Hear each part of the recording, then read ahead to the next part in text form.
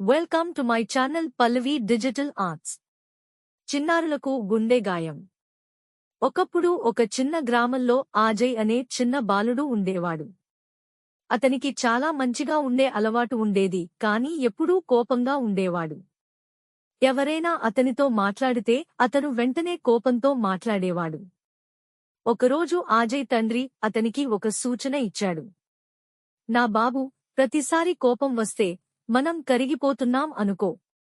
ప్రతి కోపం వచ్చినప్పుడు ఒక గుచ్చును ఈ ఫలకం మీద కొట్టు అని చెప్పాడు. ఆజయ్ కూడా అలాగే చేశాడు.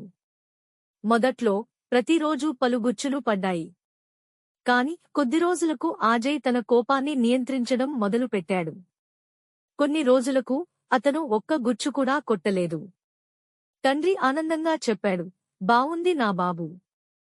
ఇప్పుడు ప్రతిరోజూ నీకు కోపం రాని రోజులు ఒక గుచ్చు తీయి. కొన్ని రోజులకు ఆజయ్ ఫలకం నుండి అన్ని గుచ్చులు తీసేశాడు. కాని ఆ ఫలకంపై చాలా గాయాలు ఉన్నాయి. ఆజయ్ తండ్రి అప్పుడు చెప్పారు, చూడు బాబూ, గుచ్చులు తొలగించినప్పటికీ గాయాలు మిగిలాయి.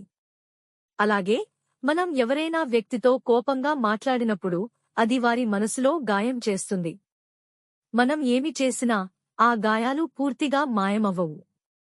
ఆజయ్ అర్థం చేసుకున్నాడు మరియు కోపాన్ని నియంత్రించడంలో ఉన్నతంగా మారాడు. మన మాటలు ఇతరులపై తగులుతాయి.